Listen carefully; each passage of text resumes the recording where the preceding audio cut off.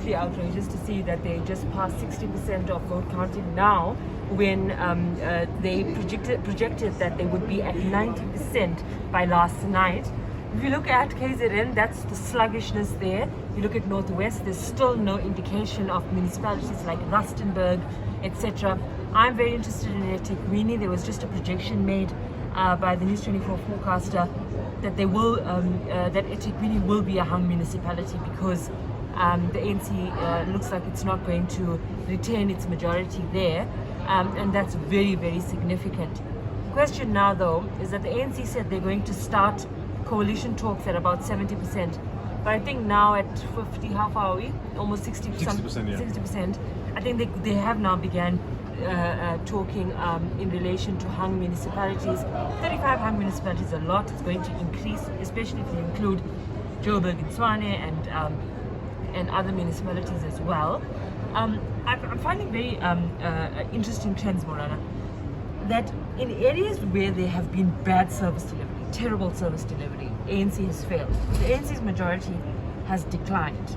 So you look at areas in Limpopo, you look at areas in Mpumalanga. So the ANC may still have the majority, fine, but their votes have decreased drastically. But what's even more interesting is that in those areas, the DA too has decreased.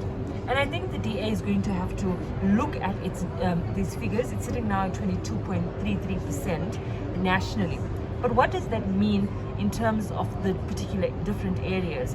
If you look at KZN, all the gains they made in 2016, obviously getting the black vote in different municipalities is gone. But then they're saying, okay, but we got them gaining municipality, which is a big deal for them because they've now won one municipality in KZN. Very, very interesting to look at each particular municipality and what are the trends saying. Yesterday you mentioned that we should keep an eye out for who's going to be in third position. Yeah. If you look at the EFF, how do you assess their results? Because if you compare it to 2016, on average, if you look at the projections, they're gonna increase by about 2%. And if you compare it to 2019, they're there and thereabouts. They haven't increased much. Considering the coverage that they get, the controversy that they generate, and the level of the big talk that comes from their national leaders, what do we make of the results? Yeah, so that's very interesting for me because the EFF went into this election thinking that they're going to be the kingmakers. And the reality of it is other small obscure parties are more kingmakers than what the EFF is going to be. They've won in areas that, were expected. But if we look at it in terms of wards, I was looking yesterday, I think I can't see that far right now, but they only won 4 wards. So yes, they're benefiting from a PR vote, but not so much from wards, because meaning people are not entrusting them to run their particular wards, whereas the IFP surpassed them.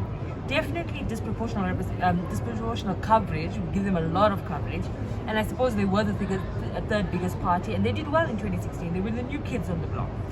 The reality of it is, I was looking at figures now in Limpopo, in municipalities where they had 3 or 4 seats, they're dropping by 1 here, 1 there, 1 there. Whereas if you are the new kid on the block and you were an effective opposition, you would have at least maintained those seats that you already had, and then if not build on that. I'm very interested in KZN. It's still early. I think they're only about halfway done there in KZN. It's too early to say. But they really believed that they were going to play that role, so ANC, IFP dominance, and then EFF would be very close to that. You're not seeing those figures on the board. You're not seeing it on the results yet. I'm also waiting for Rustenburg because they put up a big showing there, and it's not looking very good for them. I'm wondering now, it's still a bit early in the day, but how much of a presence they will be having in the coalition talks, and will they be able to make the demands that they had made previously? Maybe Joburg, maybe Tshwane. Obviously those are really unique situations because the leading parties don't have close to 40%, or that's what the projections say right now in terms of Tshwane and Johannesburg, as well as Ekurhuleni. So I'm quite interested to see how they feature in coalition talks, and whether they would be able to make the demands that they had previously, or whether they will sort of take it on the chin and stay in opposition, enjoy the seats that they do have, and then work to increase their support next time. Looking at the numbers that we have already and the projections that David Schultz and others have made, what do you anticipate in terms of the approach by the bigger parties towards the coalition talks? What's likely to be different this time around from 2016?